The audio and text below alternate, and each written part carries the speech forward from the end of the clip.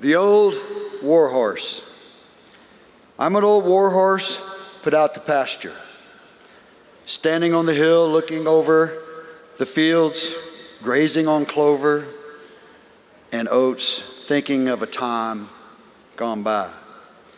A time of combat with my comrade on my back, putting fear aside for the common good. The feeling of two hearts beating as one in total harmony. The adrenaline running through our veins, flowing at every muscle, giving us strength.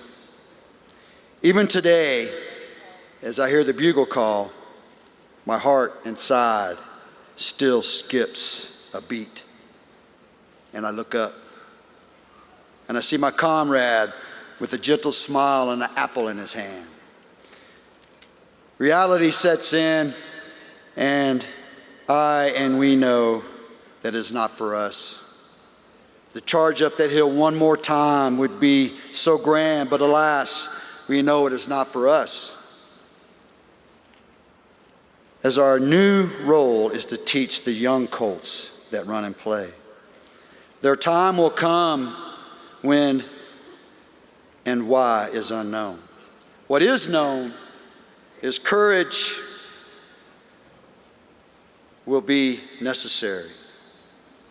That cannot be taught. It can only be demonstrated. We hope from our actions that the example is clear, that our words of counsel will ring in their ear. Take heart, persevere, and have no fear. Our voice will always be near. As we watch the setting sun, we think of things left undone. Will they be the ones? Only time will tell. We can only hope we taught them well. Arthur Allen Clarke. I want to thank my chief editor, Mr. Wayne Harris. I want to thank Chandra Badian for her graphics.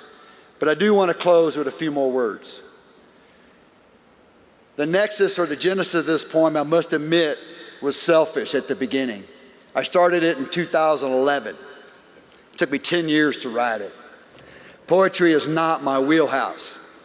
But I wanted to come up with something that I could say when I was done being president and on the board that would inspire others and give respect to those that came before.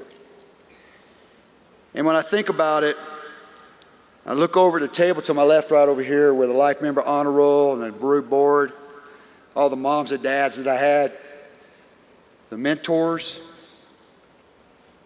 the past presidents that sit at that table. I told Clyde, he taught me patience, and then I apologized and told him I was sorry for making him have to use all of his. Steve Arajo taught me what presence was. Rod Fechner taught me what kindness to others could be and what it would feel like. So as we go home and we got to think about 2024, right?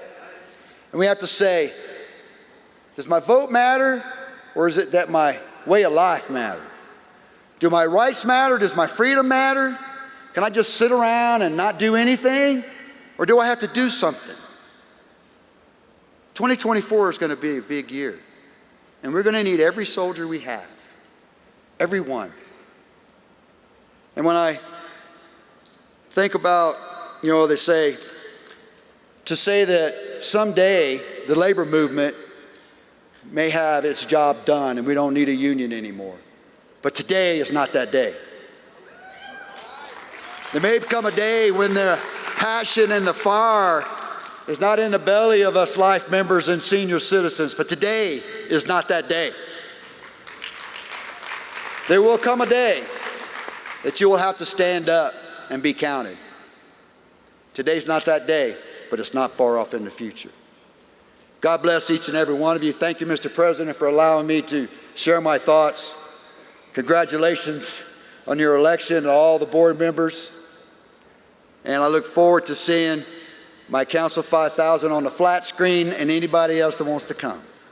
God bless. Thank you very much.